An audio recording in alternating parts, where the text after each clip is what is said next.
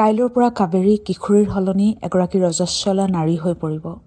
লিংগভেদৰ শিকলিৰে আতি আতি বান্ধি পেলোৱা হ'ব তাইক। তাইৰ ইচ্ছা অনিচ্ছাবোৰ নিৰ্ধাৰিত কৰি দিব মাক দেউতাক আৰু অঙহী বঙহীয়ে। আগৰ দৰে খিলখিলাই হাঁহিব নোৱাৰিব, অকলশৰে ইফালে সিফালে যাব নোৱাৰিব। পুৰুষৰ লোলুপ দৃষ্টিৰ পৰা সমগ্ৰ শৰীৰ লুকুৱাই ভৰিৰ সৰু গাঁঠিলৈকে ঢাকি তাই কাপোৰ পিন্ধিব লাগিব। ৰজস্বলা নাৰীৰ যে পদে পদে বিপদ, চেকা লগাৰ আশংকা।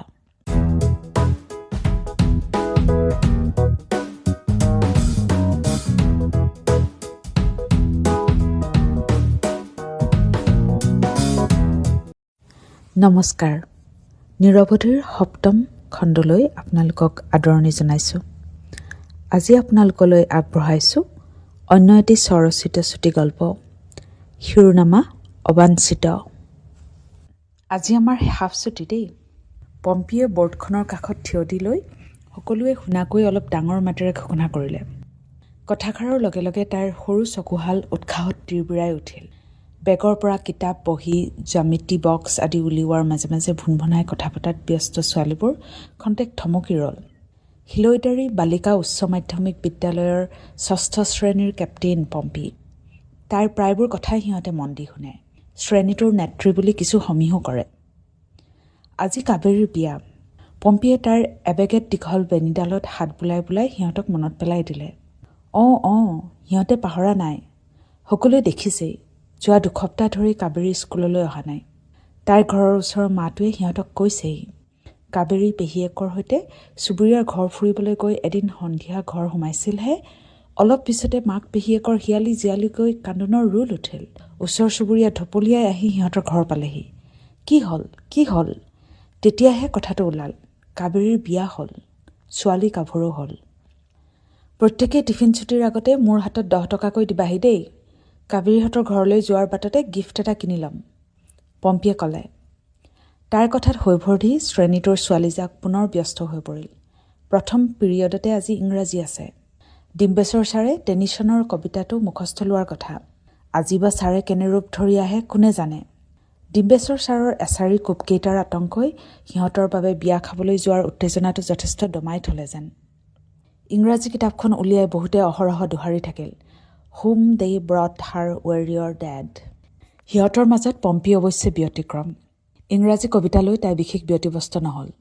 সেয়া তাই কাহানী বাই সলসলীয়াকৈ মুখস্থ কৰি থৈছে। তাৰ সলনি চিচাৰ গিলাচটো ভালকৈ ধুই পখালি আনি তাই ডিম্বেশ্বৰ ছাৰৰ বাবে টেবুলত পানী এগিলাচ থলেহি। শ্ৰেণীৰ কেপ্টেইনৰ বাপটো পোৱাৰ পৰা প্ৰতিটো পিৰিয়ডতে বৰ নিষ্ঠাৰে তাই এইটো কাম কৰি আহিছে। তাৰ লগতে ক্লাছৰ শেষত বৰ্ডখন মোহাৰি চিকুণ কৰি ৰখা, কোনোবা পিৰিয়ডত শিক্ষক অহা পলম হ'লে শ্ৰেণীৰ শৃংখলা বজাই ৰখা আদি সকলোখিনি কাম তাই বৰ দায়িত্ব সহকাৰে কৰে। এই চিৰাচৰি দায়িত্বখিনিৰ লগতে মাজে মাজে তুলনি বিয়া খাবলৈ যোৱাৰ ওপৰঞ্চি দায়িত্বটো তাই বেয়া পোৱা নাই। সিদিনা শ্ৰেণীত চিটিকনি এছাৰিৰ কোবত বহুতৰে হাতৰ তলুৱাবোৰ থৰথৰাই গ'ল। কিন্তু সেয়া প্ৰায় আওকাণ কৰিয়ে টিফিন ছুটিৰ সময়লৈ গোটেই ছোৱালীজাক হৈচৈকৈ বিয়া খাবলৈ ওলাল। স্কুলৰ পৰা সোনকালে ওলোৱাৰ লগতে বিয়াঘৰত চিৰা দৈ খোৱাৰ হেঁপাহে সিহঁতৰ মনবোৰ ৰঙিয়াল কৰি তুলিলে। যোৱা কেইমাহমানত সিহঁতৰ কেইবাবাৰো এই সুযোগ মিলিছে। 6ষ্ঠ শ্ৰেণীলৈ পোৱাৰ পৰা এনেকৈ হাফ ছুটি লৈ সিহঁতে ইয়াৰ আগতেও 3জনীকৈ সমনীয়াৰ বিয়া খাই আহিছেগৈ। যোৱা কেইবাৰৰ দৰেই বিয়াঘৰলৈ যোৱাৰ বাটত মহেন্দ্ৰ ষ্টৰত সোমাই সিহঁতে স্কুল বেগ এটা কিনিলে। পম্পীয়ে দোকানীক কৈ বেগটো চিকমিকিয়া ৰঙীন কাগজেৰে মেৰিয়াই বন্ধাই ল'লে। মহেন্দ্ৰ দোকানীয়ে সেইটো পম্পীলৈ আগবঢ়াই দি হাঁহি হাঁহি ক'লে, হয়নে? এইবাৰ তেনে কাবেৰী গাভৰু হ'ল। যা ভালকৈ বিয়া খাই যিমান পাৰ ফূৰ্তি কৰি ল। ইয়াৰ পিছৰবাৰ বা তাহঁতৰ কোনজনীৰ পাল পৰে কোনে জানে। পম্পীয়ে একো উত্তৰ নিদিলে, কিন্তু মহেন্দ্ৰৰ কথাষাৰত গোটেই ছোৱালীজাক লাজত মৰহি যোৱাৰ দৰে হ'ল। হয়তো সিহঁতৰ মাজৰে কোনজনীৰ গাত বা এইবাৰ প্ৰজাপতি পৰেহি। কাক বা চাট মাৰি টানি নি শৈশৱৰ দেউনা পাৰ কৰি একে কোবে যৌৱনৰ পাৰঘাটত পেলাবগৈ কোনে জানে। সেই উপলব্ধিয়ে আশংকা আৰু উত্তেজনাৰ এটা মিশ্ৰিত আৱেগ আনি দিলে সিহঁতৰ মনলৈ। পিছে তেনে কথাই বেছিবৰলৈ কাবু কৰি ৰাখিব পৰাৰ বয়স নহয় এয়া। কিছুপৰৰ পিছতে সিহঁতৰ খোজৰ লগে লগে হাঁহি খিকিন্দালি আৰু কথাৰ গতিও তীব্ৰ হৈ আহিল। দলটো বিয়াঘৰ পাইগৈ মানে ৰভাতলি আয়তীৰ উৰুলি নাম প্ৰসংগ গাঁৱৰ মানুহেৰে উদুলি মুদুলি হৈ পৰিছে। ইয়াৰ আগৰবাৰ কেতিয়া কাবেৰীৰ ঘৰলৈ আহিছিল সেয়া মনত পেলাবলৈ চেষ্টা কৰিলে পম্পীয়ে। 6 মাহমানেই হ'ল নেকি। তেতিয়া দেখা আহল বহল চোতাল আৰু জপনাৰ দুই কাষৰ ফুলনিৰ সলনি আজি ইমূৰৰ পৰা সিমূৰ জুৰি নীলা বগা পেণ্ডেলেৰে সজ্জিত ৰভাতলি। পম্পী অলপ আচৰিত হ'ল। কাবেৰীয়ে তাইৰ মৰমৰ গোলাপ কেইজোপাও কাটি পেলাবলৈ দিলেনে? ৰভাতলিৰ বাট চৰাতে দুফালে দুটা কলপুলি, সোঁমাজৰ তোৰণত এখন ভমকা ফুলীয়া গামোচাৰে সৈতে দুটা ডাঙৰ জাপি। সেই তোৰণৰ তলেদিয়ে পম্পীৰ লগে লগে সিহঁত গোটেইবোৰ অলপ চুচুক চামাককৈ সোমাই গ'ল। সিহঁতৰ যেন এইবাৰহে নিজৰ ইউনিফৰ্মবোৰলৈ চকু গ'ল। এই বিয়াঘৰৰ চকুত চাটমৰা সাজ সজ্জা আৰু অভ্যাগতৰ সাজোন কাচোনৰ মাজত সিহঁতৰ বগা চাৰ্ট আৰু সেউজীয়া স্কাৰ্টবোৰ বৰ বিসদৃশ দেখা গ'ল। এনেতে কাষৰে পাৰ হৈ যোৱা দুগৰাকী অভ্যাগতৰ কথা পম্পীৰ কাণত পৰিল। আঐ, তুলনি বিয়াতে ইমান ৰমক জমক, বৰবিয়াৰ আয়োজন কেনে হ'ব ভাবচোন নিৰুমাক। হয় দেই, কোনে জানে ছোৱালী পলাই গ'লে বৰবিয়া পাতিবলৈ নাপাব বুলিয়ে কিজানি মাক বাপেকে এতিয়াই হেঁপাহটো পলুৱাই লৈছে। দুয়োৰে হাঁহিৰ খলকনিয়ে যেন পম্পীক বাৰুকৈ জোকাৰি গ'ল। শুনিলেনে অন্য কোনোবাই? শুনিলেনে? তাই লগৰবোৰলৈ চালে। নাই, সিহঁত গোটেইবোৰে মাথো ৰভাতলিৰ সাজ সজ্জা লাগি চাই ৰৈছে। হয়তো কল্পনা কৰিছে সিহঁতৰ বিয়াতো এনে আয়োজন হ'বনে নহ'ব, কইনা সাজেৰে সিহঁতক কেনেকৈ সজাব, চিৰাৰ দৈৰ লগতে মিঠাই খুৱাব নে নোখুৱাব। স্কুলৰ ইউনিফৰ্ম দেখিয়ে সকলোৱে বুজি পালে কাবেৰীৰ সমনীয়াবোৰ একেলগে ওলাইছেহি। আলহী সোধাত ব্যস্ত হৈ থকা কাবেৰীৰ মাক আগবাঢ়ি আহিল। আঠে ভেঠে সিহঁতক মাতি নিলে। আহা আহা, কাবেৰীয়ে ৰাতিপুৱাৰে পৰা তোমালোকলৈ বাট চাই আছে। আলহী বহিবলৈ শাৰী শাৰীকৈ ৰখা চকীখিনি পাৰ হৈ আহি পম্পীহঁতে কাবেৰীক দেখা পালে। নাৰ্জী আৰু গোলাপ ফুলেৰে চাৰিওকাষ সজাই ৰখা এখন আহল বহল চোফাত তাই বহি আছে। ৰঙা পাটৰ কাপোৰ আৰু সোণৰ গহনাৰ মাজৰ পৰা কোনোমতে ওলাই থকা তাইৰ কণমান মুখখনত প্ৰসাধনৰ ডাঠ প্ৰলেপ, ওঠত ৰঙা লিপষ্টিক। কেঁকুৰা চুলিতাৰীৰ সৰু খোপাটোত কৃত্ৰিম চুলিৰ তৰপেৰে ডাঙৰ কৰি সোঁকাষে গুজি দিছে এপাহ গোলাপ ফুল। দূৰৰ পৰা দেখাত তাইক মহেন্দ্ৰ ষ্টৰৰ শ্ব'কেছত সজাই থোৱা পুতলা এজনীৰ দৰে লাগিছে। হাতত চফদানি লৈ কাবেৰীয়ে যন্ত্ৰপট হাঁহি এটাৰে ইজনৰ পিছত সিজনকৈ অতিথিক মাত লগাইছে। বিয়াৰ উপহাৰবোৰ লৈ চফদানিটো আগবঢ়াই দিছে। সিহঁতক দেখা পায়ে কাবেৰীৰ দুচকু জিলিকি উঠিল। হাঁহিটো সজীৱ হৈ পৰিল। আলহোলকৈ সিহঁত গোটেই জাককে কাষতে বহিবলৈ তাই ঠাই উলিয়াই দিলে। আহ, তহঁত ইমান দেৰিকৈ ওলাইছহি? ইয়াত আলহী সুধি সুধি মই বৰ হৈ গৈছোঁ। যাচোন যা পম্পী, সৌ চুটকেছটো ভিতৰত খালী কৰি আনগৈ, গিফ্টবোৰ থ'বলৈ ঠাই নোহোৱা হৈছে। পম্পীয়ে হাঁহি হাঁহি ক'লে, আমাৰ গিফ্টটোও লৈ ল তেনে, একেলগে ভিতৰত থৈ আহোঁ। কাবেৰীয়ে হাঁহিলে। ৰঙীন কাগজ ফালি উৎসাহেৰে তাই স্কুল বেগটো উলিয়ালে। ইয়ে, এনেকুৱা বেগ এটাকে কিনিম বুলি ভাবি আছিলোঁ জান, তহঁতে তাকে পচন্দ কৰি আনিলি, থেংক ইউ। কাবেৰীয়ে বেগটো ভাল পোৱা দেখি সিহঁত সুখী হ'ল। লগতে বিয়াৰ অন্য উপহাৰবোৰৰ বিষয়ে, কাবেৰীৰ যোৱা দুসপ্তাহৰ বিষয়ে জানিবলৈ সিহঁত বৰ কৌতূহলী হ'ল। যোৱা মাহত শান্তি হোৱা ভনীকণে অভিজ্ঞ সুৰ এটাৰে ক'লে, কাবেৰী, তোৰ মুখৰ ৰঙেই বদলিলচোন। যা বুলি কৈ কাবেৰীয়ে তাইক লাহেকৈ ঠেলা এটা মাৰিলে। এতিয়াৰ পৰা যে চাদৰ মেখেলাৰ ইউনিফৰ্ম পিন্ধিব লাগিব গম পাইছনে নাই? তোৰ স্কাৰ্ট শ্বাৰ্ট পিন্ধাৰ দিন উকলিল আৰু। মেনকাৰ কথা শুনি কাবেৰীয়ে পাতলীয়া সুৰেৰে দবিয়ালে। সেইবোৰ যে মনত পেলাই নিদিবি এতিয়াই, কইনা হোৱাৰ ফূৰ্তিখিনি কৰি লওঁ ৰ। যোৱা 11 দিন মাটিতে খেৰৰ বিচনা কৰি শুলো, চাগু বুট খাই ৰ'দ অকণ নোসোমোৱা চুকটোত পৰি থাকিলোঁ, বুজিছ। একো ক'ব নোৱাৰি, কলৈকো যাব নোৱাৰি, অসহ্য লাগি গ'ল। পম্পীৰ বেথা উপজিল কাবেৰীলৈ। বৰ চটফটীয়া ছোৱালী তাই, ক'তো যেন থিৰেই নাথাকিব। এতিয়া সেই কাবেৰীয়েই 11 দিনীয়া বন্দিত্বৰ অন্তত গহীন গপচকৈ কইনা সাজেৰে বহি ৰৈছে। নম্ৰ হাঁহিৰে আলহী সুধিছে। তাৰ মাজতো বাৰে বাৰে কাপোৰৰ ভাঁজবোৰ ঠিক কৰি দি বৰমাকে সোঁৱৰাই দিছেহি। এতিয়া তই গাভৰু হলি, আগৰ দৰে লচপচাই থাকিলে নহ'ব, অলপ লাহেকৈ খোজ নিদিয় কিয়? পম্পীয়ে দেখিছে দুটা মুহূৰ্তৰ বাবে কাবেৰীজনী যেন জয় পৰি গৈছে, নিজৰ ভিতৰলৈকে কেৰেলোৱাৰ দৰে সোমাই গৈছে। কিন্তু খন্তেক পিছতে পুনৰ তাইৰ নম্ৰ হাঁহিটো যেন উলিয়াই লৈছে। তাই সঁচাই সলনি হোৱাৰ চেষ্টা কৰিছে নে মাথো সকলোৰে দিহা পৰামৰ্শ মানি চলাৰ অভিনয় কৰিছে? পম্পীয়ে ঠিক ধৰিব নোৱাৰিলে। ছোৱালীজকৰ মাজত নানা কথা হাঁহি খিকিন্দালি চলি থাকিল। পম্পী বা কাবেৰী কোনো এজনীয়ে যেন তাত পূৰা মাত্ৰাই অংশ ল'ব নোৱাৰিলে। দুয়ো যেন নিজা একোখন অনুভৱৰ জগতত ডুব গৈ থাকিল। দুয়ো যেন স্বকীয়ভাৱে উপলব্ধি কৰিলে এই আনন্দ উল্লাস সিহঁতৰ বাবে নহয়, সেয়া মাক দেউতাকৰ বাবে, অঙহী বঙহীৰ বাবে, এই সমাজখনৰ বাবে। তাইক উৰ্বৰ বুলি সমাজক জনাই আজি মাক দেউতাক ধন্য হৈছে। তাৰে উত্তৰত হাঁহি হাঁহি সমাজে তাইলৈ আগবঢ়াই দিছে নাৰী জীৱনৰ তথাকথিত বাধ্যবাধকতাৰ শিকলিডাল। কাইলৈৰ পৰা কাবেৰী কিশোৰীৰ সলনি এগৰাকী ৰজস্বলা নাৰী হৈ পৰিব। লিংগভেদৰ শিকলিৰে আতি আতি বান্ধি পেলোৱা হ'ব তাইক। তাইৰ ইচ্ছা অনিচ্ছাবোৰ নিৰ্ধাৰিত কৰি দিব মাক দেউতাক আৰু অঙহী বঙহীয়ে। আগৰ দৰে খিলখিলাই হাঁহিব নোৱাৰিব, অকলশৰে ইফালে সিফালে যাব নোৱাৰিব। পুৰুষৰ লোলুপ দৃষ্টিৰ পৰা সমগ্ৰ শৰীৰ লুকুৱাই ভৰিৰ সৰু গাঁঠিলৈকে ঢাকি তাই কাপোৰ পিন্ধিব লাগিব। ৰজস্বলা নাৰীৰ যে পদে পদে বিপদ, চেকা লগাৰ আশংকা।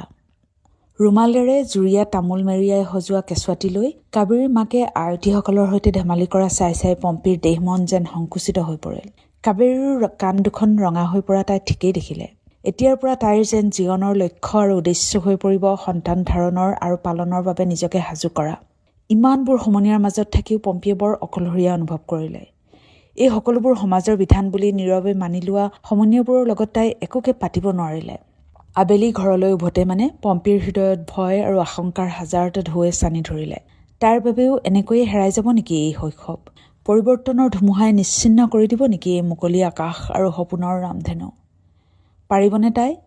পাৰিবনে কাবেৰীৰ দৰে সেই সামাজিক বিধান নীৰৱে মানি ল'ব, অথবা মানি লোৱাৰ অভিনয় কৰিব?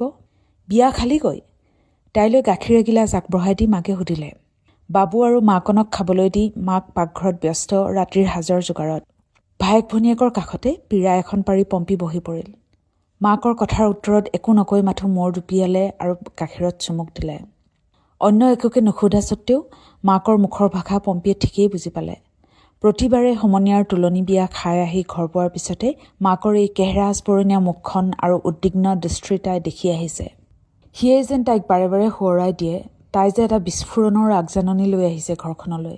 মাক দেউতাকে যেন অহৰহ শুনা পাইছে সেই বোমাৰ টিক টিক শব্দ। কাবেৰীৰ দৰেই আজি বা কাইলৈ পম্পীৰ শান্তি হ'ব। কেনেকৈ কোন হতেৰে এখন বিয়াৰ আয়োজন কৰিব মাক দেউতাকে? সিদিনা মাথো ককায়েকৰ সৈতে মাটি সম্পত্তি লৈ দুৰ্বাদল কাজিয়া হোৱাৰ পিছত দেউতাকে ঘাইঘৰ এৰি আহিছে। গাঁৱৰ একোণৰ এই চাপৰিত কোনোমতে চালি এখন তৰি পৰিয়ালটোৱে মূৰ গুজি আছে। চাপৰিৰ মাটি টুকুৰা দ। যোৱা মাহৰ পৰা দেউতাকে ধাৰ ধুৰ কৰি ট্ৰাকেৰে মাটি পেলাই ভেটিটো ওখ কৰিছে। তাতে পকী ঘৰ এটা সাজিবলৈ বিলালৰ দোকানত শিল, বালি, চিমেণ্টৰ বাকীৰ দাম দৰ কৰিছে। বৰ বেয়া সময় এতিয়া, বৰ বেয়া সময়। সেই নিশা টোপনিত ঢলি পৰা বাবু মাকনৰ কাষত পম্পী নীৰৱে পৰি ৰল। দিনটোৰ কথাবোৰে উখল মাখল লগাই থকাৰ বাবেই বহু পূৰলৈ কিজানি তাইৰ টোপনি নাহিল। কাষৰ দ পথাৰখনৰ পৰা ভাঁহি অহা ভেকুলীৰ তুৰতুৰণিৰ মাজতে তাই শুনা পালে কাষৰ কোঠাৰ পৰা অহা মাক দেউতাকৰ কথা। দেউতাকৰ চেপা মাতে খং আৰু বিৰক্তিখিনি লুকুৱাই ৰাখিব পৰা নাই। ছোৱালী মানেই জঞ্জাল বুলি মই এনেই কওঁ নেকি? এতিয়া শিল বালিৰ চিন্তা কৰোঁ নে ছোৱালীৰ বিয়াৰ চিন্তা কৰোঁ? আপুনি সেয়া চিন্তা কৰিছে?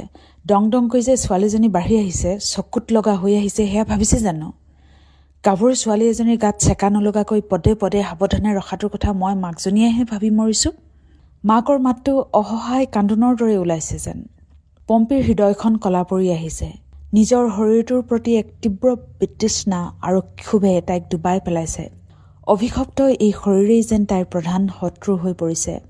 তাই ডাঙৰ হ'ব নোখোজে। ৰজস্বলা নাৰী হৈ মাক দেউতাকৰ বাবে বব নোৱাৰা বুজা হ'ব নোখোজে। তাই ৰৈ যাব খোজে শৈশৱৰ এই মুকলি পৃথিৱীখনতে। সিনিশা বহু পৰলৈ তাইৰ চকুপানীয়ে গাৰুটো তিয়াই পেলালে। নীৰৱ প্ৰতিবাদবোৰ যেন ঠেকা খালে কোঠাৰ চাৰিবেৰত। কোনেও নজনাকৈ, কোনেও নুবুজাকৈ। বাঢ়ি অহা শৰীৰটোৱে সঁচাকৈয়ে এদিন পম্পীৰ সকলো বিদ্ৰোহ ধূলিসাৎ কৰি দিলে। পুৱাতে গা ধোৱা ঘৰত সোমাই তাই শিয়ৰি উঠিল ৰঙা সোঁত এচাটি দেখি। কেইটামান মুহূৰ্ত ভয় আৰু আতংকত তাই যেন উশাহি ল'বলৈ পাহৰি গ'ল। এয়া যে তাইৰ জীৱন স্তব্ধ হৈ পৰাৰ অশনি সংকেত। কি কৰিব এতিয়া? কি কৰিব? উজাই আহিব খোজা কান্দোনটোক কোনোমতে সামৰি থলে পম্পীয়ে। বৰ অসহায়, বৰ অকলশৰীয়া যেন অনুভৱ কৰিলে তাই। বেছ কিছুপৰ কিংকৰ্তব্য বিমূৰ হৈ ৰোৱাৰ পিছত পম্পীৰ হৃদয়ত কেনেকৈ জানো এটা দৃঢ়তাই ভৰ কৰিলেহি। তাই যেন হঠাৎ বদ্ধপৰিকৰ হৈ পৰিল নিয়তিৰ এই পৰিহাস নিশ্চিন্ন কৰি দিবলৈ। তেজৰ চেকা লগা চোলাটো ঘঁহি ঘঁহি ধুই লৈ তাই গা ধোৱা ঘৰৰ মজিয়াত বাল্টিয়ে বাল্টিয়ে পানী ঢালিলে। শেষত গাটো ধুই উঠি লাহেকৈ দুৱাৰখন খুলি মাকনো ক'ত আছে টং কৰাৰ চেষ্টা কৰিলে। বাবু মাকনৰ মাত শুনি তাই অনুমান কৰি ল'লে অন্য দিনাৰ দৰেই মাকে পাকঘৰত চাহ আৰু টিফিন কৰাত লাগি পৰিছে। যিমান পাৰি মাকৰ চকুত নপৰাকৈ তাই পাকঘৰৰ দুৱাৰখন সাউতকৈ পাৰ হৈ আহিল। দেউতাক ইতিমধ্যে কোৰ এখন লৈ পিছচোতালৰ হাকনি বাৰীখনত সোমাইছে। সেই সুযোগতে পম্পীয়ে শোৱা কোঠাৰ আলমিৰাৰ একেবাৰে তলৰ খাপটোৰ পৰা বিচাৰি বিচাৰি মাকৰ পুৰণা কপাহী চাদৰ এখন উলিয়াই আনিলে। খুব সাৱধানেৰে চাদৰখন অন্য কাপোৰৰ লগত লৈ তাই পুনৰ গা ধোৱা ঘৰত সোমালেগৈ। এইবাৰ চাদৰখনৰ পৰা আহল বহল এটুকুৰা চিৰি লৈ এইবাৰ চাদৰখনৰ পৰা আহল বহল এটুকুৰা চিৰি লৈ তাই সেই ৰাঙলী নৈৰ বাট ভেটাৰ ব্যৱস্থা কৰি ল'লে। প্ৰতিমাহে মাকক দেখি দেখি তাই ইমানখিনিলৈ অন্ততঃ আয়ত্ব কৰিব পাৰিছে। সকলো সামৰি সুতৰি লৈ তাই দীঘলকৈ স্বস্তিৰ উশাহ এটা ল'লে। পম্পী, গাখীৰ আৰু বিস্কুট ইয়াতে থৈছোঁ, খাহি আহ আকৌ। পাকঘৰৰ পৰা মাকৰ মাত শুনি তাই আতংকিত হৈ উঠিল। চুচুক চামাককৈ আহি পাকঘৰৰ দুৱাৰদলিত তাই থমকি ৰ'লহি। কি কৰিব লৈছে তাই এয়া? তাই জানে এই চোৱা শৰীৰেৰে পাকঘৰত সোমোৱা নিষেধ। প্ৰতিমাহে মাক নোৱাৰা হোৱাৰ পৰা 7 দিনলৈকে দেউতাকে ৰন্ধা খিচিৰি খাই সিহঁতে দুইবেলা কটায়। পম্পীয়ে চম্ভালিব পৰা হোৱাৰে পৰা এতিয়া পিছে সিহঁত তিনিওটাই অন্ততঃ সেইকেইদিনত টিফিনত খাবলৈ ৰুটি ভাজি কৰি নিব পৰা হৈছে। কোনেও নাজানিলেও সামাজিক বিধিৰ সেই অলংঘ্য সীমা পাৰ কৰাৰ সাহস নহ'ল তাইৰ। সমগ্ৰ মন আৰু শৰীৰ আচ্ছন্ন কৰি পেলোৱা অস্বস্তি, ভয়, শংকা সকলো চেপি ধৰি যিমান পাৰি সহজভাৱে দুৱাৰদলিৰ পৰাই পম্পীয়ে মাকক ক'লে, মা, আজি স্কুললৈ নাযাওঁ নেকি? মোৰ গাটোচোন বৰ বেয়া লাগিছে। আলুৰ বাকলি গুচাই থকাৰ পৰা মাকে মূৰ তুলি চালে। তাইৰ মুখৰ অভিব্যক্তিতে মাকে সকলো বুজি পাব বুলি পম্পী ভিতৰি উচপিচাই উঠিল। কি হৈছে তোৰ? মুখখন এনেকুৱা কৰিছ কিয়? জ্বৰ উঠিছে নেকি? মাক যেন চিন্তিত হৈ পৰিল। ধৰা পৰাৰ আতংকই পম্পীক নিমিষতে বাকৰুদ্ধ কৰি পেলালে। হাতখন ধুই চাদৰৰ আঁচলেৰে মোহাৰি লৈ মাক তাইৰ কাষলৈ আহিল। আলফুলে তাইৰ কপালত হাতখন দি চালে। আহ, এই যেন মাকৰ লনি দেহাটো সাবট মাৰি লৈ হুক হুকাই কান্দি পেলাব তাই। সেই প্ৰশান্তিৰ ছায়েৰে যেন পুৱাটোৱে আনি দিয়া কলীয়া ডাৱৰ জাক আঁতৰাই পেলাব। সেই তীব্ৰ ইচ্ছাটো মনতে সামৰি দাঁত ওঠ কামৰি নীৰৱে থিয় দি ৰল পম্পী। ইয়ে, গোটেই গাটোৱে গৰমচোন। হ'ব, নালাগে আজি স্কুল যাব। যা, বিচনাতে পৰি থাককৈ, অলপ জিৰণি ল'লে ভাল লাগিবও পাৰে। মাকে জানে পম্পীয়ে স্কুললৈ গৈ বৰ ভাল পায়। অনাহকত স্কুল ক্ষতি কৰাৰ কথা তাই নকয়। সেয়ে তেওঁ সন্দেহ কৰাৰ থল নাপালে। পম্পীয়ে গৈ শোৱা কোঠাত সিহঁতৰ বিচনাখনতে বাগৰ দিলেগৈ। 7 বছৰীয়া মাকনে তাইৰ গাখীৰ গিলাচৰ সৈতে বিস্কুট দুখন বিচনাৰ কাষতে থলেহি। অন্যদিনা হোৱা হলে তাই মৰমতে ভনীয়েকক টানি আনি ভাকুত কুটাই দিলেহেঁতেন কিজানি।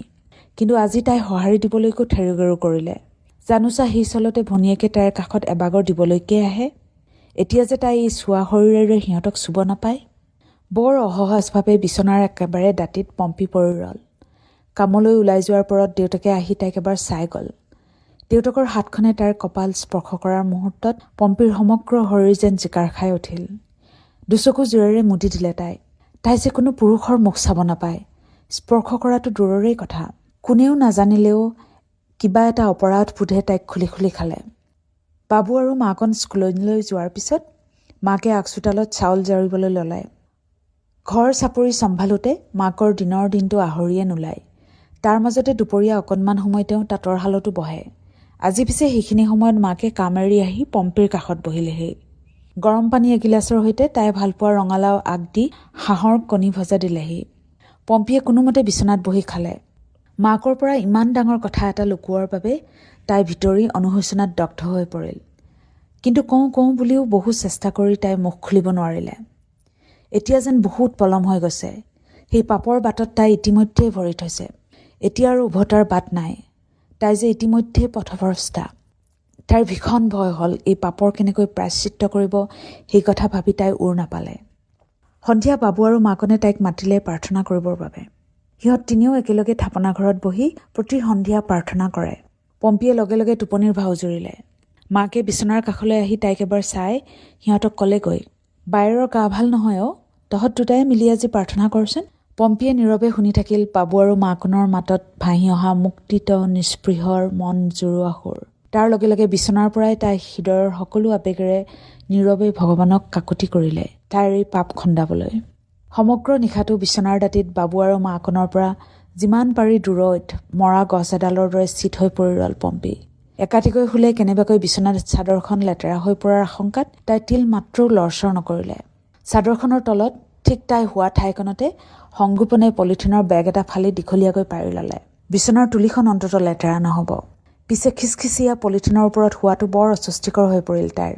কাল নিশাটো নাযায় নোপোৱাই যেন হ'ল। পিছদিনা পুৱাতে কোনো নুঠোতেই হাতত হাড়ে ভৰিত হাড়ে মাকৰ সেই কপাহী চাদৰখন লৈ পম্পীয়ে পিছচোতাললৈ দৌৰ দিলে। গা ধোৱা ঘৰত সোমায়েই তাইৰ মূৰ আচন্দ্ৰাই কৰিব খুজিলে যেন। ইমান তেজৰ সোঁত নহয় যেন সেয়া এক পাৰ ভঙা নদী। আঙুলিৰ ছাল ছিঙি বিৰিঙা তেজখিনিও সহিব নোৱাৰা ছোৱালী পম্পী। জীৱনত কেতিয়াও তাই ইমান তেজ দেখি পোৱা নাই। কোনোমতে কান্দোন সামৰি থৈ তাই পিন্ধি থকা কাপোৰবোৰৰ ক'ৰবাত তেজৰ দাগ লাগিছে নেকি বুলি তন্ন তন্নকৈ চালে। নীলা ফুটুকীয়া চোলাটোৰ একাংশ তেনিৰ আঙুলি হৈ পৰা দেখি তাই আতংকিত হৈ পৰিল। কি হ'ব এতিয়া? মাকে বা অন্য কোনোবাই সেয়া দেখিলে অনৰ্থ হ'বচোন। লৰালৰিকৈ পম্পীয়ে চোলাটো সলাই লৈ ঠুকুচি ঠুকুচি ধুলে। কাপোৰ আচৰাৰ চিটিকনিৰ লগত তাইৰ অবিৰাম চকুপানী মিলি এক হৈ গ'ল। এই ধৰা পৰো পৰোকৈও মাক দেউতাকৰ চকুত হাতেলোতে ধৰা নপৰাকৈ 2টা সম্পূৰ্ণ দিন পাৰ হৈ গ'ল।